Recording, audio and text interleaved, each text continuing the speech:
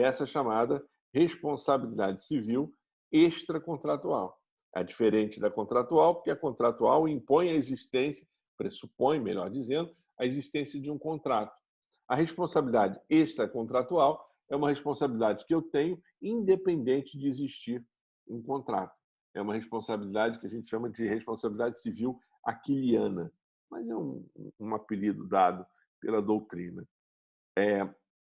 O que nos importa é que, tanto na responsabilidade civil contratual quanto na responsabilidade civil extracontratual, a conduta daquele que infringe aquela regra, seja ela uma regra de ordem geral, seja ela uma regra contratual definida entre as partes, vai ser obrigado a ressarcir o prejuízo que em razão daquela minha atitude, o outro gerei um prejuízo a uma outra pessoa. Tá? Existem duas situações, eu já estou adiantando um pouco, existem duas situações que são os pressupostos,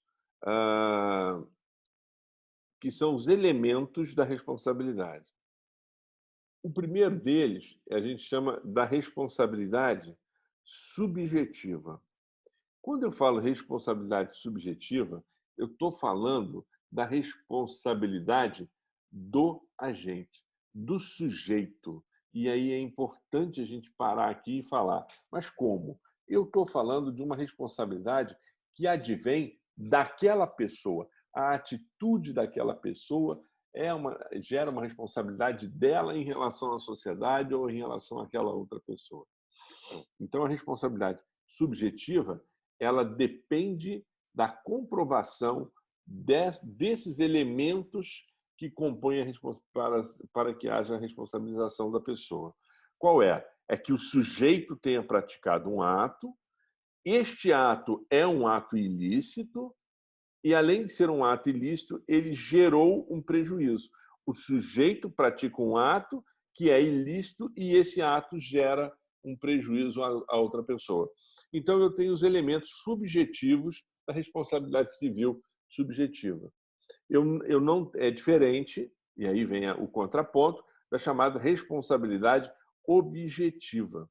A responsabilidade objetiva ela independe da comprovação de quem causou. É o fato em si, ela gera a obrigação de indenizar. Isso é muito usado nas relações de consumo. Quando, por exemplo, um cidadão está passando mal, uma cidadã grávida está passando mal, levam ela para uma maternidade.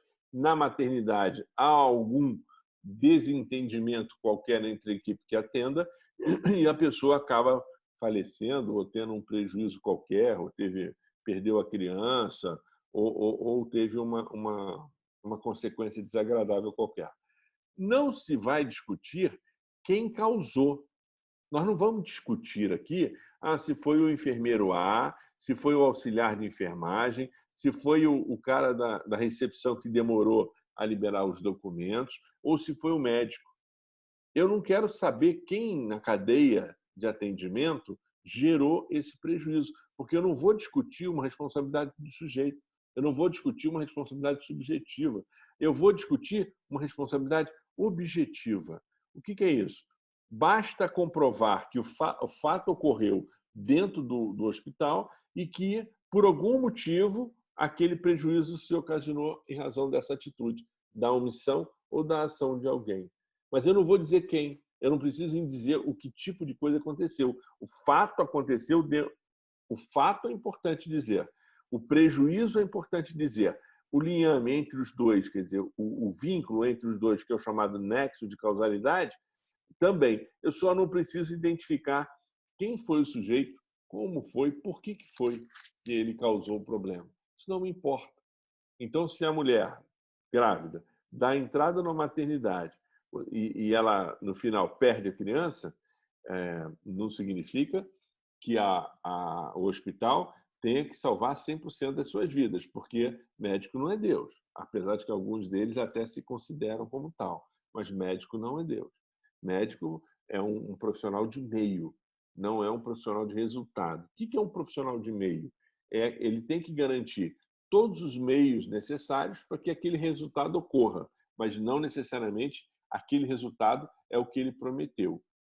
A única exceção é o cirurgião plástico, que quando promete para você aquele nariz daquele jeito, ou vai botar o silicone que o seio da mulher vai ficar dessa maneira, ou vai fazer uma cirurgia estética, dizendo, olha, eu vou te melhorar aqui, e ele não faz, ele tinha a obrigação de melhorar da forma que ele prometeu. Se é um médico, por exemplo, cirurgião plástico, que faz uma reparação em razão de um incêndio ocorrido, um acidente de trânsito, o cara esfregou a cara no asfalto, o médico vai lá, vai tratar aquela pessoa. Ele não tem a obrigação de repor a face daquele cidadão que se lesionou da mesma forma que estava antes do acidente. Ele tem a obrigação só de meio, não de resultado. Ele tem que empregar todas as técnicas possíveis que estejam ao seu alcance, dentro do princípio da razoabilidade, daquela premissa do que é possível, para que aquele cidadão tenha um tratamento decente. Ele não vai recompor o rosto do cidadão das mesmas condições. O que difere da outra situação que disse, quando o médico vai, tira uma foto do seu rosto e fala, seu nariz, o meu nariz é de nariz de turco, né, que a gente brinca, dos mouros lá que invadiram a Europa. É um nariz meio de turco. Aí fala, não, eu quero botar um nariz de Barbie no meu nariz, no meu rosto. Se eu quiser e pagar um cirurgião, ele vai botar meu nariz de Barbie. Vai ficar ridículo, mas ele vai botar meu nariz de Barbie. Então, o que eu não posso, dele eu posso exigir o que ele se comprometeu a fazer comigo. Do outro, não. O outro, ele simplesmente foi fazer uma reparação, e a reparação dentro do limite do possível. Então, a responsabilidade civil subjetiva... Pois não. Quando a gente fala dessa responsabilidade civil, a gente bota nessa categoria dos elementos e do contratual e extracontratual. Mas quando a gente vai... Peraí. Vamos com calma para você entender. Eu tenho dois tipos de responsabilidade no primeiro, a ambientalização. A responsabilidade civil, que advém de contrato, que é contratual, e a responsabilidade civil que não precisa de contrato. Tanto uma quanto outra tem duas situações adversas. A responsabilidade civil subjetiva e a responsabilidade civil objetiva. Elas não necessariamente eu tenho que ter uma responsabilidade extracontratual que só pode esses dois casos. Não. Qualquer das responsabilidades cabe a subjetiva e a objetiva. Tá? Tá, entendi. Vamos lá. Então, qual é a sua dúvida? Já foi sanada. Tá. Então, quando você tem uma responsabilidade objetiva, não significa que não tenha contrato. Não significa que não tenha contrato. Mas pode ser também uma situação sem contrato. Então, não importa. Eu posso dar um exemplo que às vezes a gente acha que não é contrato, mas é contrato. Quando você pega um ônibus, qual é o contrato que você faz com a empresa? Ela vai te transportar do ponto A ao ponto B com o quê?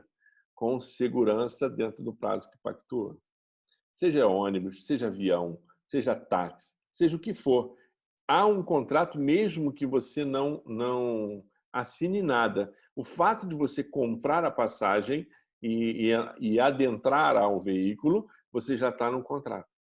A responsabilidade civil se ocorrer alguma coisa dentro desse percurso é de quem transporta. Isso é uma responsabilidade contratual, objetiva.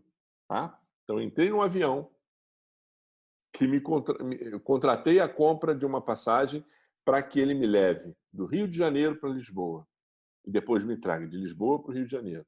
Ele tem que me levar e me trazer com segurança. Qualquer violação da segurança, qualquer coisa que aconteça, a responsabilidade é da empresa, a responsabilidade é objetiva, desde que eu entrei no avião. Ponto.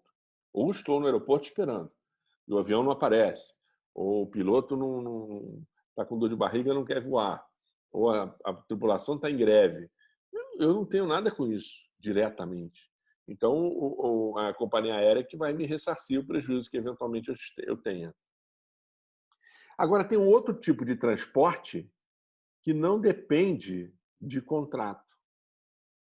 Olha só que interessante. Qual é uma das coisas que mais como a gente se transporta? Qual é um dos transportes que é mais comum e a gente nem lembra que isso é transporte? Qual o meio de transporte que vocês acham que é comum, que tem muita responsabilidade e é um transporte público? Diga para mim. Difícil essa pergunta.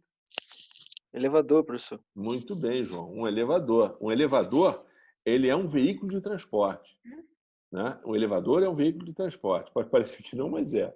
E esse veículo de transporte obriga a levar do ponto A ao ponto B em segurança.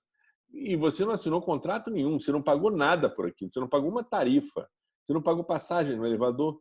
Simplesmente você vai num prédio comercial que vai ao 8º andar, ao 9º andar, 10º andar, 2º andar, 1º andar. A responsabilidade é do dono do prédio lá, do condomínio, de quem é da empresa, mas não tem um contrato nenhum com aquilo. Se acontece alguma coisa no decorrer desse trajeto, entre o 1º e o 3º andar, a responsabilidade não é contratual, é extracontratual. E é uma responsabilidade objetiva. Eu não quero saber se foi o assessorista do elevador que apertou o botão errado, eu não quero saber se foi o cara que conserva o elevador que não foi, ou que faltou alguma peça. Isso não me interessa, estava dentro do condomínio, é problema do condomínio. Tem um exemplo que a gente está entrando até com uma ação de uma cliente nossa, que ela foi subir no elevador, não, ela foi descer, ela estava no andar dela, no 9º andar, ela foi descer, uma senhora, ela não reparou que havia um desnível entre a entrada do elevador e a caixa do elevador e o andar que ela estava, e ela caiu. Mas ela levou como o elevador é relativamente pequeno, ela bateu com a cabeça, né, com a face, logo na parede do elevador. Ela teve traumatismo, teve que ser levada de ambulância para o bombeiro, teve que resgatar, levar de ambulância para o hospital. Ela teve uma lesão na vértebra. A mulher ficou em cadeira de roda. Uma complicação muito, muito complexa.